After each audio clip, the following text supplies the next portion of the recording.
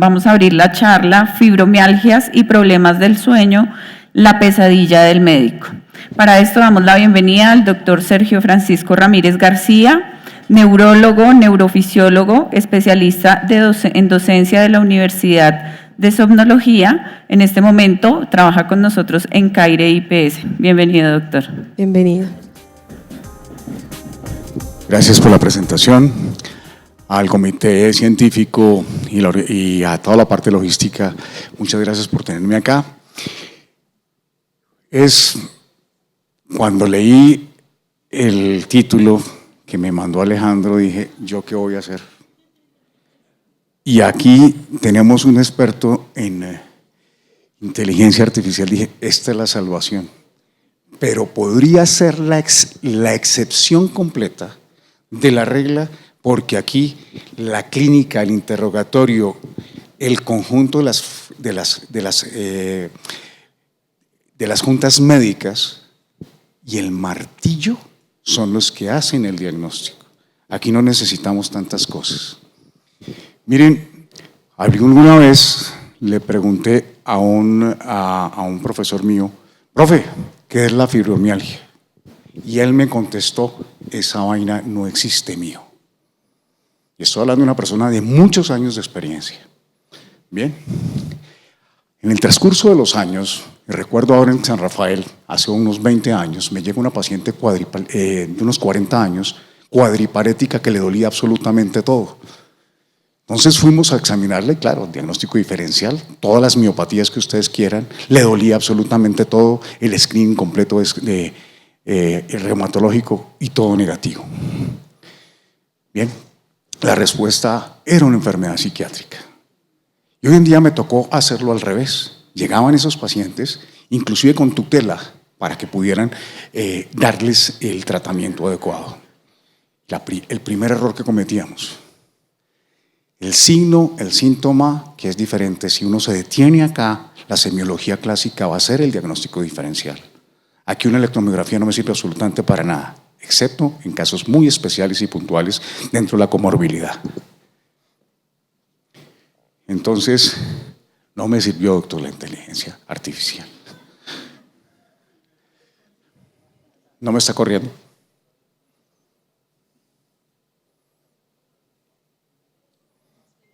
Bien, entonces, primero, ¿qué es una pesadilla?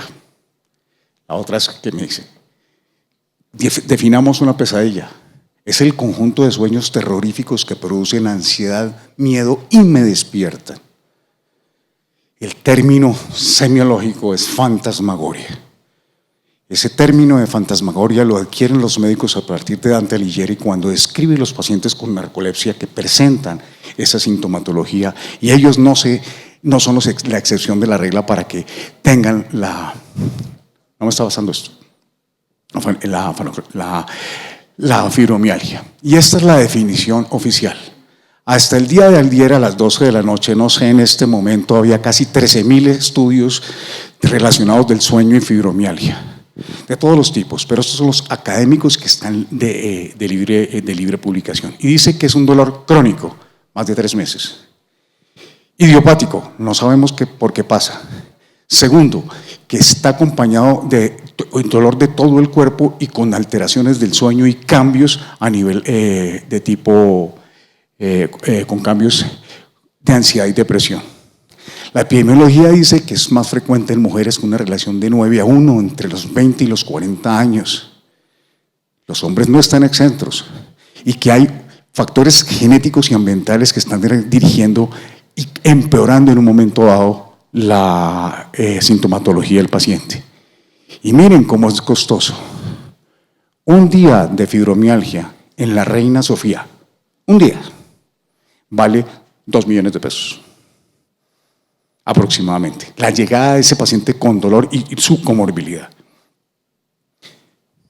La siguiente. Bien, estos eran los criterios que había en el 90, con los puntos dolorosos que eran más complicados de coger que los que ustedes quieran. Pero voy a hacerles una comparación para que no se les olvide. La cachucha de atrás duele completamente. El paréntesis que tenemos nosotros en el cuello y en el pecho, ¿sí? Cuando la señora llega de esta manera, el dolor sobre la cresta ilíaca superior, sobre la región glútea, ¿sí? Toda la región anterior y superior del tórax. Y eso sumaban 18 puntos y de los 18 teníamos que tener 11 para poder hacer los estudios clínicos. Eso afortunadamente cambió con toda la comorbilidad que les voy a mostrar. Siguiente, por favor. Siguiente.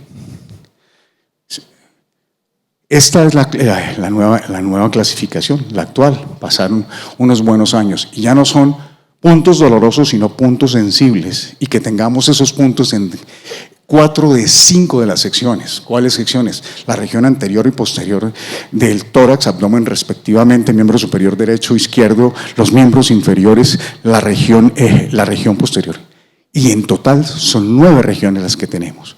Necesitamos al menos 6 que duelan, pero con los puntos sensibles solamente 4 de 5. Además, que el área de dolor corporal siempre, a diferencia de la fibro del síndrome miofacial, no se irradia el dolor. Es un dolor general. Y ahora también algo nuevo, el término muy bonito. Paciente que ustedes vayan a explorar, le tomen la atención y le duela tomar la atención, excepto que tenga una arteriosclerosis, una señora de 80 años, sí, tiene fibromialgia, hasta que no se muestra lo contrario. Es uno de los signos clínicos clásicos y que se presentan, por lo menos yo los he visto en casi todos los pacientes. Alteraciones del sueño. Voy a decirlas todas para no repetirlas de manera contraria. Es un paciente que tiene sueño ineficiente, es un paciente que tiene sueño fragmentado, es un paciente que no duerme bien, es un paciente que tiene dolor intermitente, que se despierta de manera intermitente, ronca también, tiene un sueño no reparador, cambia los ciclos circadianos por la presencia del dolor, además asociado a ansiedad, alteraciones de memoria y alteraciones de la atención. Estoy viendo un espectro completo de todo lo que puede pasar en el sueño desde el punto de vista clínico. Cefalea matinal, pero hay una característica que en casi todos está, que es la rigidez musculoesquelética matinal no inflamatoria que no responde a los corticoides. Entonces, cuando no nos responde a los corticoides, podemos estar en un momento dado pensando en esto, erróneamente además con los corticoides. Y el dolor, especialmente de las rodillas, es un dolor en la región medial, no es en la región lateral como sucede en las artrosis, por ejemplo. La siguiente, por favor. ¿Cuáles son los factores desencadenantes? Esto es Bogotá en la pandemia una vez que el frío. Los pacientes que están maltratados, niñas maltratadas especialmente desde el punto de vista psíquico y sexual, qué pena decirlo, pero tiene una probabilidad tan importante de desarrollar fibromialgia. En un estudio hicieron de más de 15,000 pacientes, del 17 al 23%. Los sedentarios, el que no duerme, la historia familiar, la presencia del insomnio o los traumas, cualquier tipo de traumas y las cirugías son factores desencadenantes. La siguiente. Y la comorbilidad. Esa comorbilidad es bien importante de conocer. Es un paciente que tiene cefalea de tipo migraña o cefalea de tensión crónica. Es un paciente que puede tener disfunción de la ATM, el síndrome de Costen, cuando uno abre la boca y le duele y además irradia la región superior. Es otro de la comorbilidad importante. Toda la parte gastrointestinal, ese eje intestino-cerebro, está comprometido con estreñimiento y episodios de diarrea, la vulvodinia, el síndrome de presión premenstrual, la sensación de disnea, dolor torácico y sensación de taquicardia, las ideas obsesivo-convulsivas por la noche y el paciente con depresión. Pero aquí hay algo que lo encontré en muchos libros, muchos artículos, pero no me cuadra con lo que el paciente tiene, que es el síndrome de Raynaud idiopático. Es una comorbilidad seguramente, no una consecuencia de los cambios desde el punto de vista fisiopatológico. La siguiente. Bien, para complicar más esto, tenemos la fibromialgia y además está asociada a múltiples enfermedades que según la prevalencia, las enfermedades inflamatorias, el lupus, la artritis reumatoidea, el síndrome de Sjögren, las enfermedades neurodegenerativas e inflamatorias del sistema nervioso central y también del sistema nervioso periférico, o sea, músculo, nervio, sistema nervioso central y enfermedad neurodegenerativa y acompañan a esto. Y si complicamos más, el paciente que tiene esa sintomatología después de los 60 años es más difícil.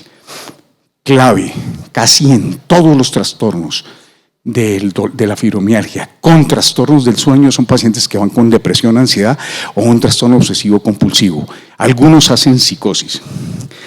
El maltrato, especialmente en los niños, es bastante importante y se debe tener en cuenta.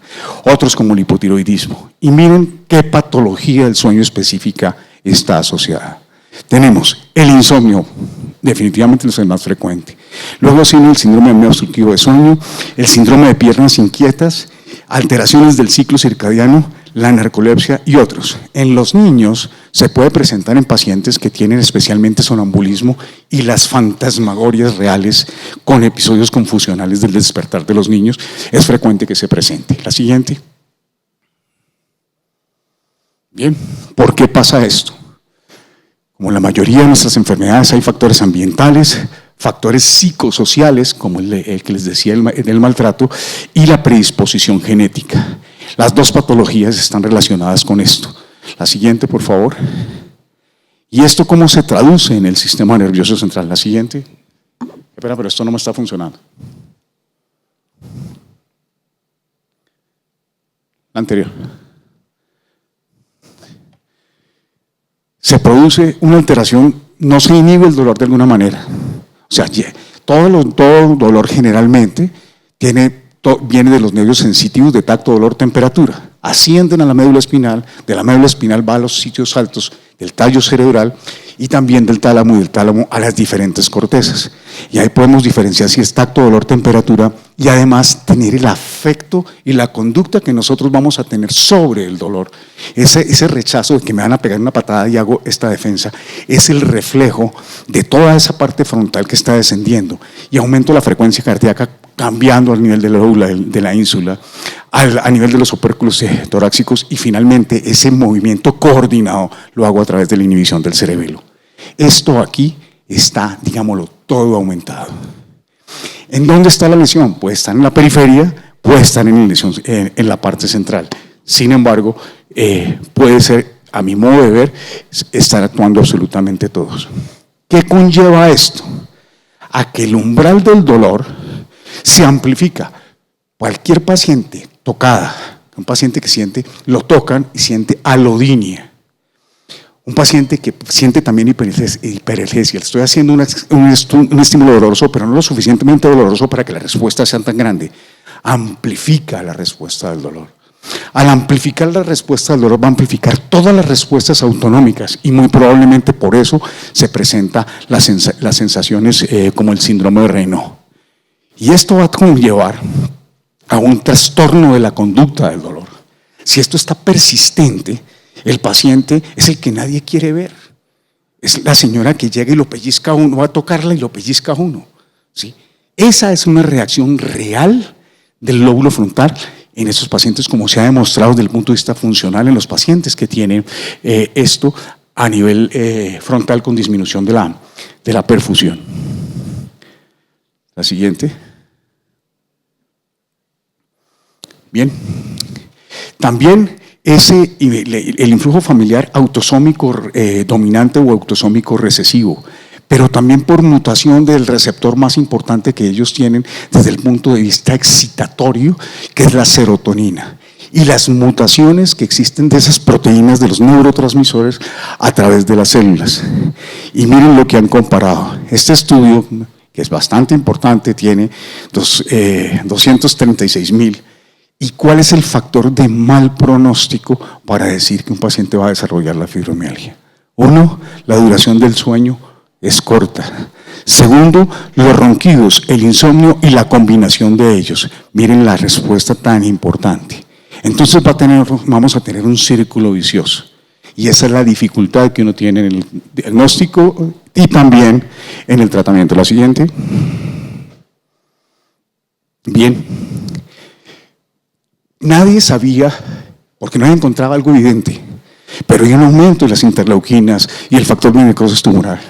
Hay una alteración, hoy el doctor Javier nos hablaba de la barrera glifática a nivel de los astrocitos, esa barrera hematoencefálica que está en la parte del intersticio. ¿Qué hace? Uno en el día acumula el estrés, todo lo que come mal, todo lo que no alcanzas ni siquiera a dormir porque tiene que dormir corto, y el cerebro por la noche lo que hace es más o menos, para entenderlo, los pulsos que hace el cerebro, es en la región intersticial, a exprimirse y tratar durante el sueño, especialmente durante el sueño profundo y la fase del sueño REM, sacar toda la parte tóxica. En estos pacientes también está alterada esa barrera glifática y creando un modelo y alteración a nivel de los neurotransmisores, especialmente la serotonina y la noradrenalina, que ya van a ver cómo se observan las células. La siguiente.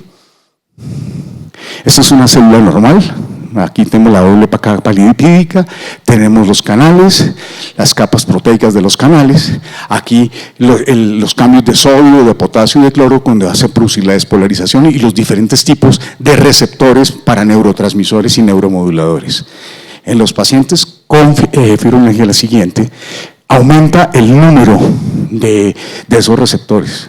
Al principio es parejo, simétrico, sin ningún cambio, pero a medida que pasa el tiempo, la siguiente por favor, se genera esto, un caos. Fíjense que hay unos más chiquitos, están desorganizados, no estaban en fila como los que estaban antes, unos más pequeños, otros más altos, y esto se traduce en excitabilidad neuronal.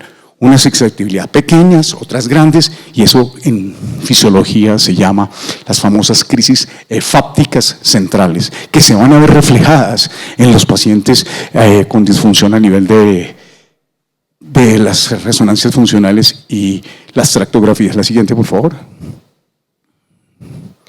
Bien. ¿Por qué el paciente en un momento dado tiene cambios específicos del sistema nervioso autónomo? No solamente los barroreceptores de esos pacientes están alterados, están hiperexcitados, por eso hacen taquicardia, bradicardia y algunas veces síncope. Y es más fácil que estos pacientes, inclusive con fenotipos no obesos ni con factores de riesgo, vayan a hacer apnea de sueño. Es por esta la razón. La siguiente. Definitivamente, por favor me replicas acá en los videos, definitivamente esto va a producir cambios a nivel cardiovascular. La relación que existe es más o menos del 35%. Es un factor de riesgo, se está considerando la fibromialgia como factor de riesgo para desarrollar una patología neurológica. ¿Qué pasó? Bueno, y vamos ahí, pasa. Más. Bien, entonces tenemos que ese factor de riesgo puede producir enfermedad cerebrovascular y es más frecuente los pacientes con riesgos cardiovasculares. Enfermedad de pequeño vaso, con obstrucción de gran vaso, no solamente la enfermedad cerebral, sino la enfermedad coronaria, con leucoencefalopatía, enfermedades cerebrovasculares en las noches o la presencia, por supuesto, la fibrilación auricular asociada a los pacientes con síndrome de apnea obstructiva de sueño que presentan esa fibrilación auricular y la embolía cerebral. La siguiente, por favor. Esto es un cerebro completamente normal funcional, mientras este es un paciente que tiene una fibromialgia. Esto es durante la vigilia y esto es durante el sueño. Y miren, parece que estuviera activado la vigilia durante el sueño. Entonces, es un paciente que tiene un sueño completamente superficial y el cerebro vive activado durante el sueño. La siguiente.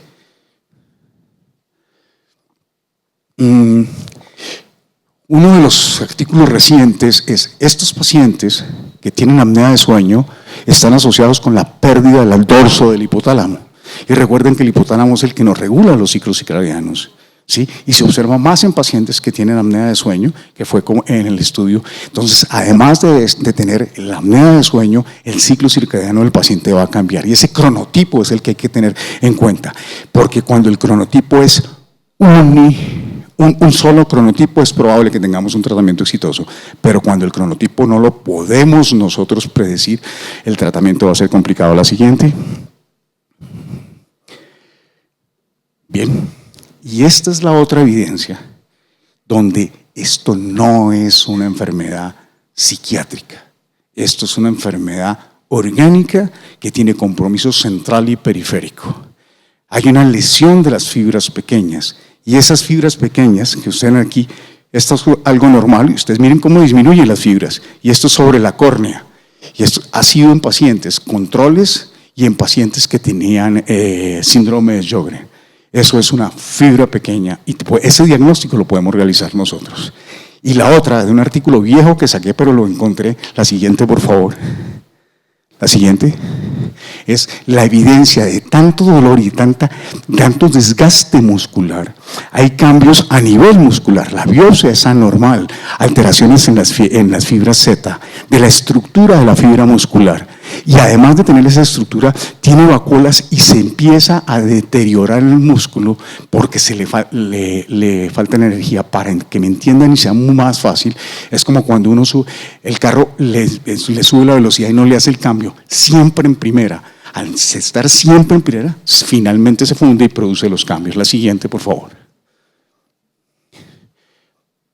Uno de los nuevos términos, porque este es el paciente difícil. El que no duerme, el obeso, le duele todo, mujer, con alguna otra comorbilidad, ese es el fácil. Señora, ¿cómo es el dolor? No sé. Ese término hoy en día es parte de la sensibilización central y es el actual que se llama nociplástico, es decir, los cambios que existen a nivel cognitivo de un dolor neuropático que está expresado de manera clara por su sintomatología. La siguiente. Bien, fácil encontrar esta personalidad. Es una persona que se enferma por todo, ¿sí? Es una persona que es completamente negativa, nada le sirve. Y ahí es donde estamos interviniendo nosotros muy bien, de manera importante, en el tratamiento. Siguiente, por favor. Siguiente. Ese acúmulo, como crece el dolor, es un efecto dominó para alterar con la calidad de sueño. Es directamente proporcional. Entre más síntomas tengamos, la calidad de sueño es menor. Digamos, listo, entonces con esto vamos a tener muy fácil el diagnóstico de apnea y todo lo demás. No es así desde el punto de vista electrofisiológico. Esto es clínico. La siguiente. Bien. Miren la frecuencia con que está. Del 80% al 45%, las dos cosas. La presencia de insomnio y el síndrome de pies inquietos. La siguiente es muy frecuente. La apnea, la quinta parte de los pacientes con apnea, en un estudio que es muy grande, es un estudio de 23,000 personas. Vemos cómo es más frecuente en las mujeres, el factor de riesgo más importante es la obesidad, la desaturación y todo lo que más podamos encontrar en los estudios polisomnográficos de una apnea de sueño no se correlaciona con el dolor. ¿Eso qué significa?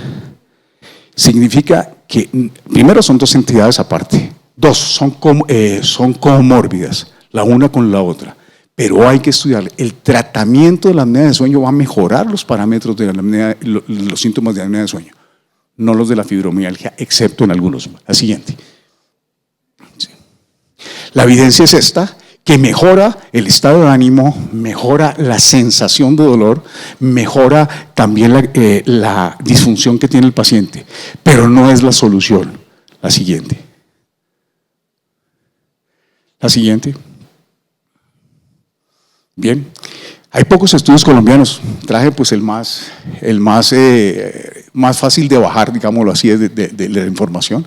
El estudio de los reumatólogos, y mire que la frecuencia es entre el 85 y el 100% de los pacientes podían tener la fibromialgia y el síndrome obstructivo de sueño. Entonces hay que sospecharlo más. Pero por otro lado, la siguiente. La siguiente. La siguiente. La presencia de la obesidad es clave en la vía bidireccional que tiene. Entonces, paciente obeso y esos pacientes que son obesos, que tienen apnea de sueño, el número de patologías comórbidas que pueden tener, 134. Yo volví a leer a ver si estaba equivocado, si eran 1.34 o era 13.4. No, son 134 patologías asociadas. La siguiente, por favor. El ciclo circadiano, como les mencionaba anteriormente, el cronotipo es importante. Si nosotros predecimos el cronotipo, vamos a tener éxito en el tratamiento. Si no, va a ser muy difícil. El típico paciente, ¿cómo es? Se levanta temprano, cansada, no duerme. Además de eso, de un genio importantísimo. ¿Sí? Le pasa el mal genio de manera intermitente durante el día, pero vive con sueño. Ese cronotipo es el cronotipo específico de los pacientes que tienen fibromialgia. La siguiente. Importante el síndrome de pies inquietos, lo tocas acá a ver si no se va.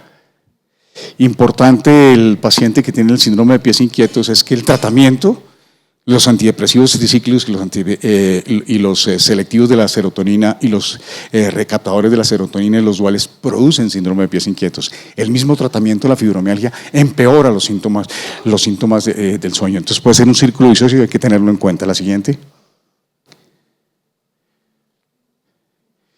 Esto no sucede generalmente. Por favor, me pones eso. Con los de narcolepsia está escrito, pero no es tan frecuente. Y observen ustedes cómo esa cataplexia tan importante, y va a ver cómo clínicamente esta paciente se queda dormida ahí sentada. Son microsueños. ¿Qué diferencia tiene el paciente que tiene el síndrome, el SAOS asociado? Este paciente duerme y esos ciclos corticos de sueño son reparadores. La siguiente.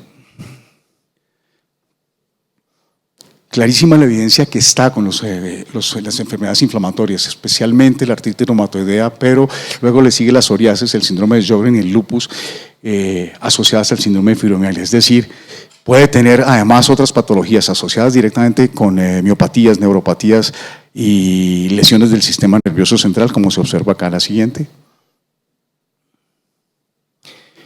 El diagnóstico. Alguna persona decía que se podía hacer el diagnóstico con un patrón específico que tiene la fibromialgia en el electroencefalograma, que es el patrón alfa-delta.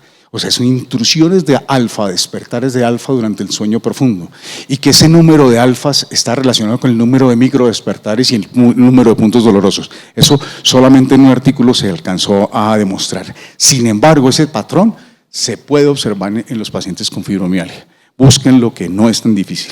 Es encontrar el paciente que se despierta y mirar el alfa, coger el equipo y hacerle un corrido de menos velocidad, y ahí uno lo ve de 12 a 14 ciclos por segundo y 50 a 70 microvoltios de amplitud. La siguiente, el tratamiento, y ya con esto voy a terminar.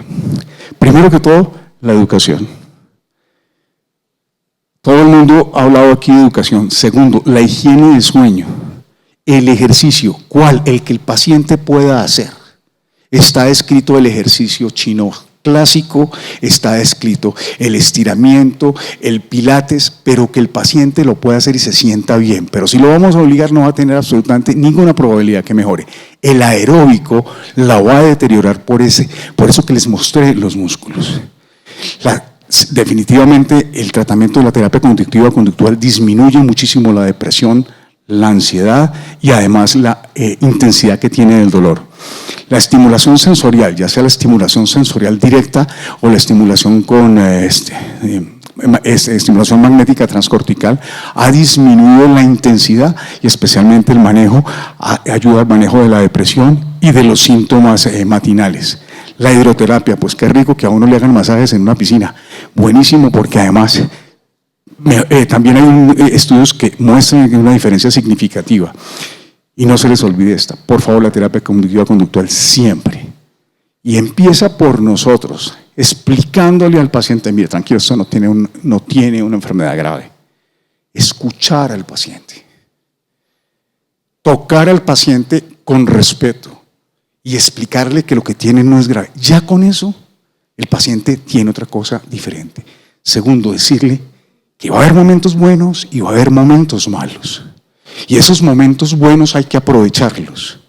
¿Sí? El paciente empieza a tener una actitud. ¿Y en qué se va a ayudar ella o él a que esa lesión sea menos severa? Pues es que, doctor, a mí me gusta andar de tacones, pero cada vez que me pongo los tacones, pues me duele más. Hombre, pues quítese los tacones, pero se los dice uno con respeto, no. Fórmula, quítese los tacones. No, hablar con ellos, correcto. Y el tratamiento farmacológico, quiero decirles que el tratamiento farmacológico es muy complicado, depende de la comorbilidad. El único que no se debe dar nunca son los opiáceos. Y el primero que se formula con evidencia importante, el tramadol y el tapentadol. ¿Qué es lo que hacen? Esos son medicamentos parecidos a los opioides que producen un efecto inhibitorio desde el tallo cerebral hasta la médula espinal. Y son aminoácidos parecidos a los opioides.